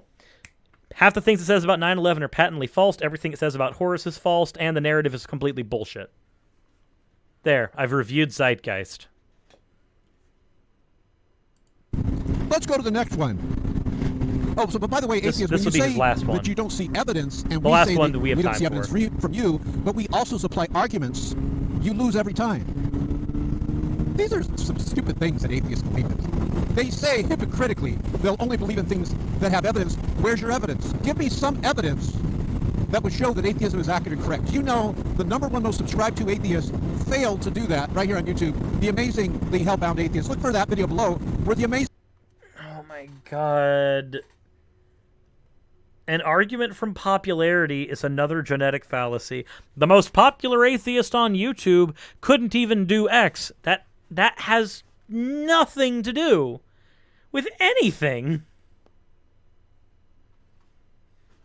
The hellbound atheist on video admits that he cannot prove that atheism is accurate. Correct. Do you know that Matt Dillahunty with the Atheist Experience show will not answer it? Here's what he'll say. Well, no. Atheism is the lack of belief. And then if you ask him, if you confront Matt and say, are you willing to be a man and admit that God does not exist? He won't do it because he doesn't want to have to give an argument. See, once you admit... That has nothing to do with it. That's called having a suspension between the two positions. The only difference is that Matt Dillahunty, this is coming from somebody who has talked with Matt personally, not on this specific topic, but as in I actually do know Matt Dillahunty, the person who you're talking about. Matt takes the position that atheism is the neutral position. Thomas Huxley would take the position that agnosticism is the neutral position. All they've done is labeled the same thing differently. So instead of arguing semantics, argue with what the semantics are talking about.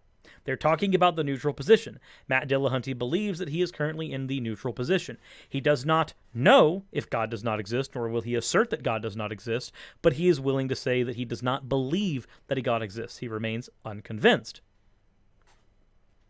Thomas Huxley and Matt Dillahunty are talking about the same fucking thing. They're just using different words. And again, arguing the specifics about those words doesn't add anything to the conversation. Talk about what those words are being used for. Talk about their usage.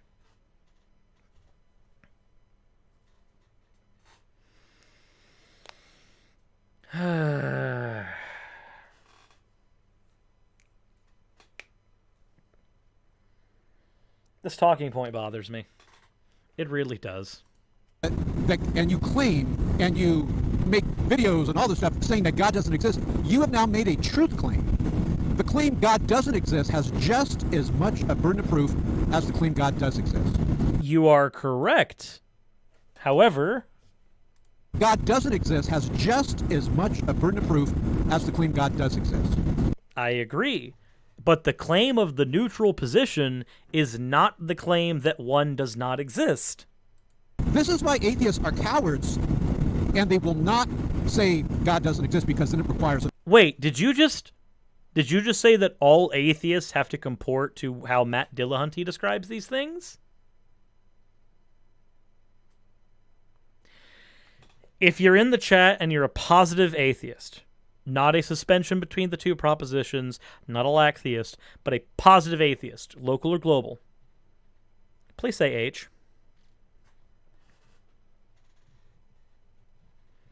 Because his claim is that all atheists lack the belief and will not accept this burden of proof.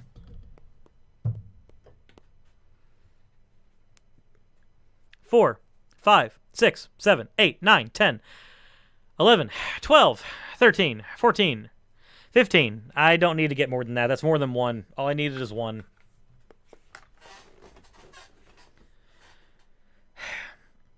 It's people like this that bothers me, or that bother me. Because for their arguments to function, they have to misrepresent their opponent's side so candidly that it doesn't look anything like what is actually argued with against them. I think this is the real reason why we have a 55,000 subscriber channel with only a pinky's full of views per video.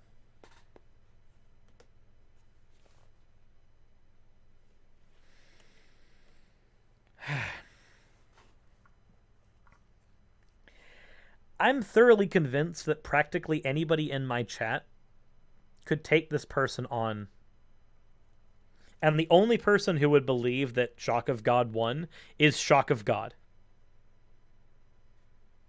That's it. What is his most viewed video? That's as far as we're going to get in this video, only because I don't have terribly much more time. But you guys, to get tonight started, happening now as promised. What is his most viewed video? Sort by most popular. What made you popular? What got you 2.7 million views? No, don't release the clutch like that.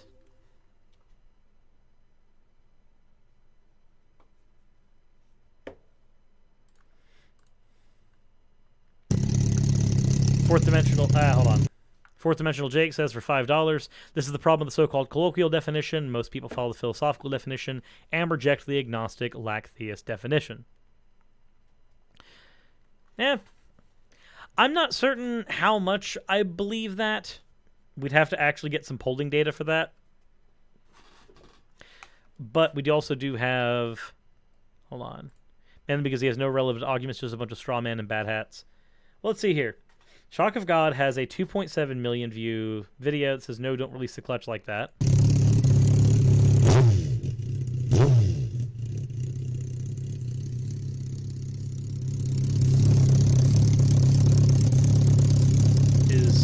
Is there something that's supposed to be happening?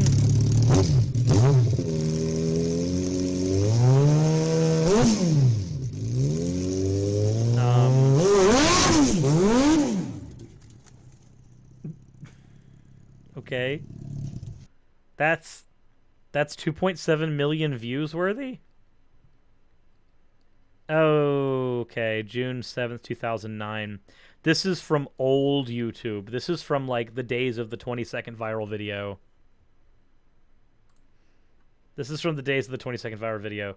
And wait, what's his other 2.3 million views? This is the most realistic war game simulator ever. I just spawned on you, so I didn't get a chance to go to the armory. So I have a gun that just has like a hollow. Are we just gonna watch him play hollow sight? We're just gonna watch him play an FPS for 15 minutes. Is that what we're doing? Okay. That's yeah. Okay. So, aha! We finally got one. Bible passages that shock non-believers. And almost 1 million views. Hey guys, the other night I was in the chat room. I was talking to a guy that was like atheist, agnostic, and he's going to church with me. That's right. And before I talk to you about how you can go to church with me, this is my keychain for my motorcycle. The S reminds me that I'm a sinner saved by grace.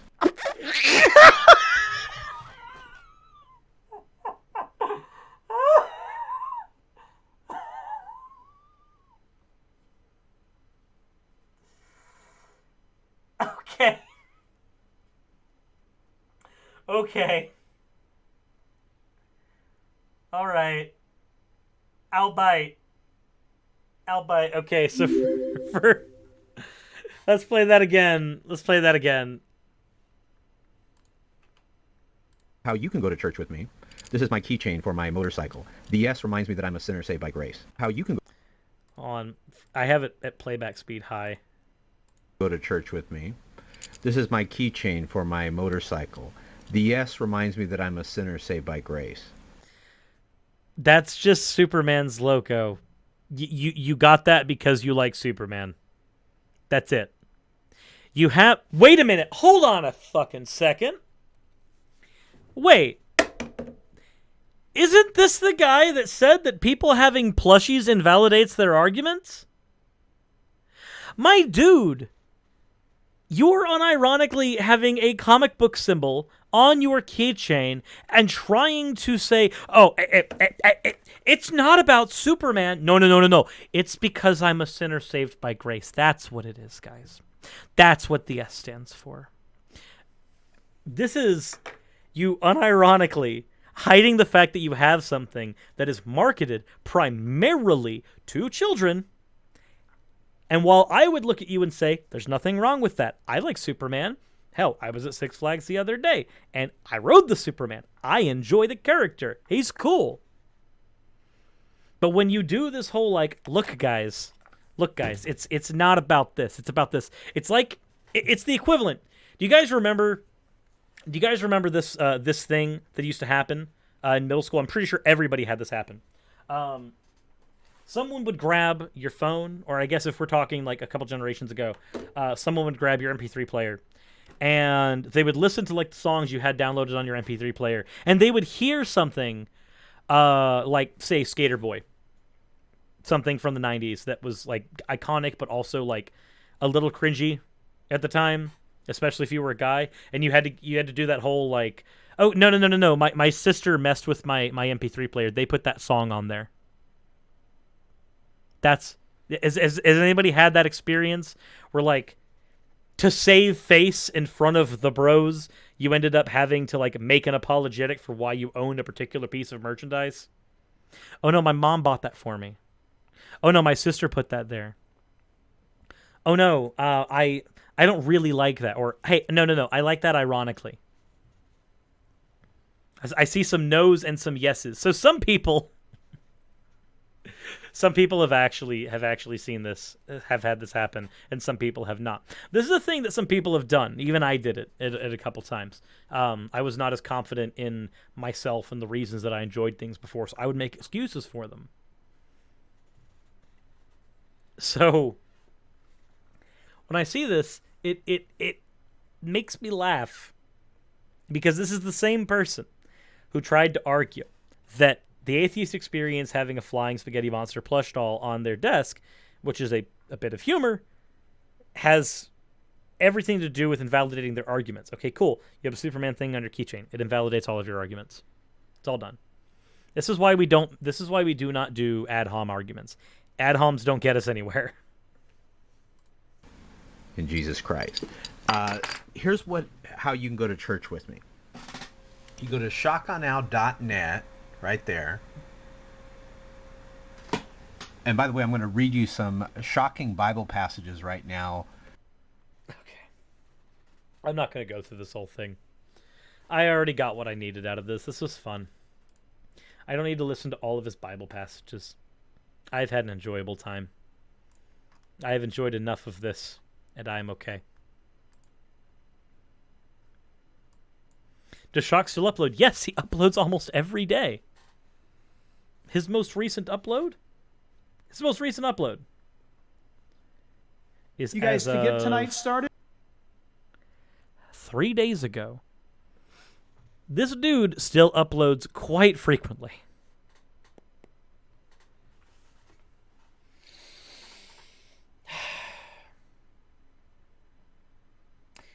Well, that was fun. I enjoyed that.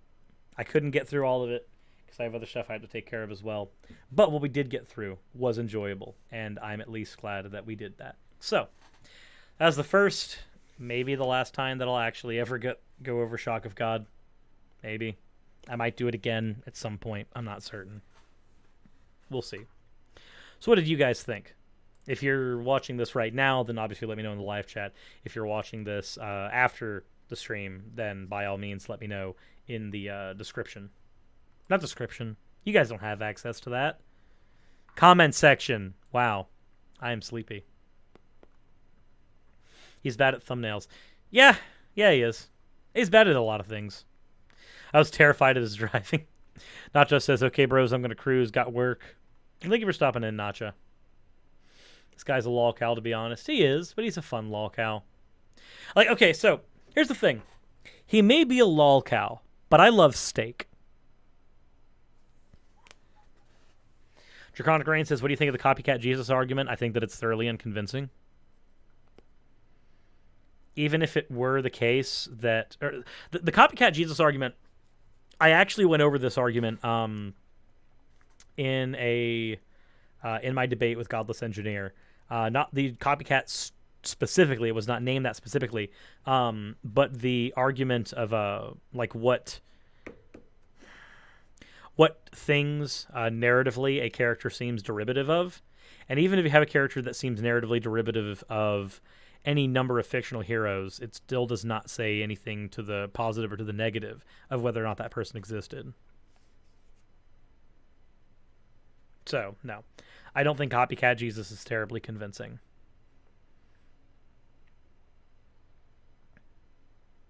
This is random, but I'm the only one that listens to Cirrus when I'm writing. If you listen to me while I'm writing, I'm curious as to what I inspire you to write. Because as far as I'm concerned, these are just my inane ramblings. But that all said, I've enjoyed this. I've enjoyed you guys being here with me. And I'm going to go ahead. Jack and Quill, You got fan art loading. Hold up. Okay, fine. I'll wait. I will wait a moment for the fan art to load. If it is loading, then I can wait for that.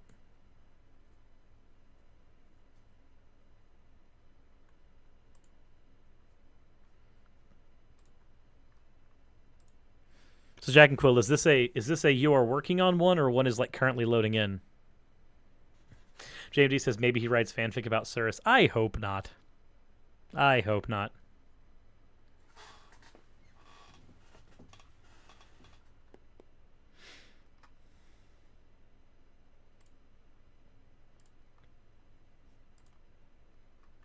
I am still... Yeah. We're going to do things. Since we are waiting for Jack and Quill to do the thing, let's go ahead and enjoy some music real quick. To do this one? I mean, this is my ending credits music. It's fitting.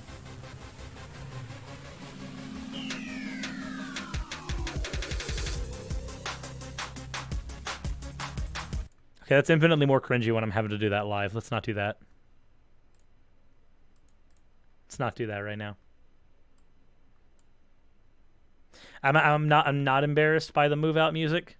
I'm just saying that somebody else uploaded that to my channel, and they're the ones that did that. Cirrus, do you have AC still, or was it in the room that got kebabbed? So, luckily, while our air conditioning unit is directly below the room that got kebabbed because we live on a hill,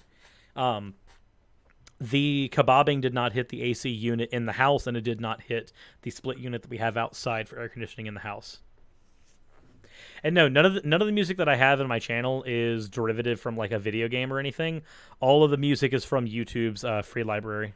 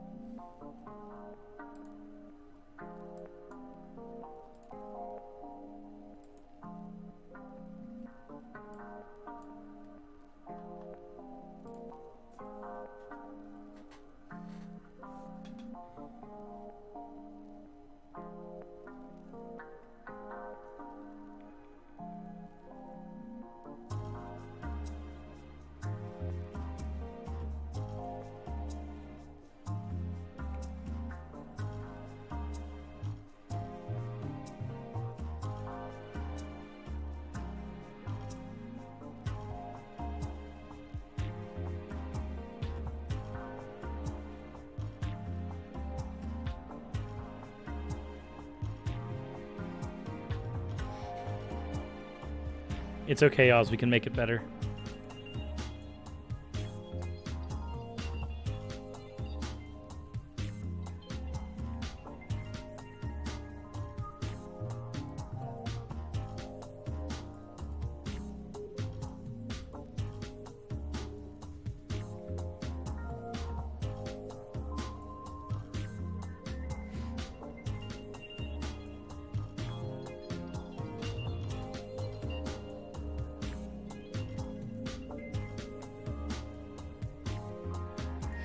Jack, what is our ETA on the export?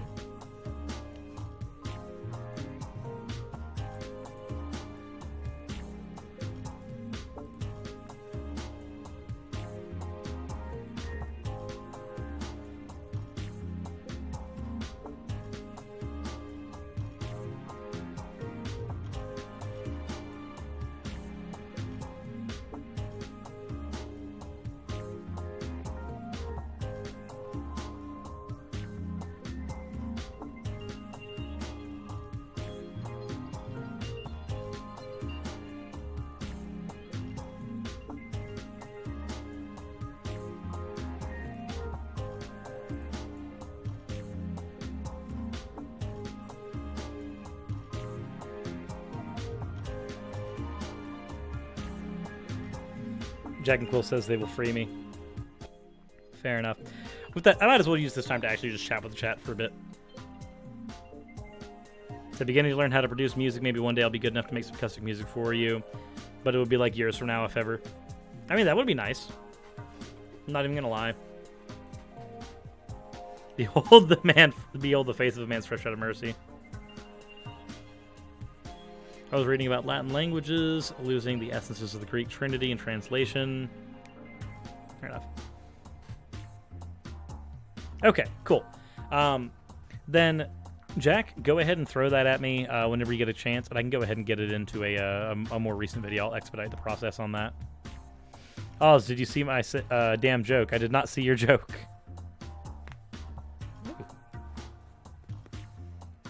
But I will have to not see it at all, because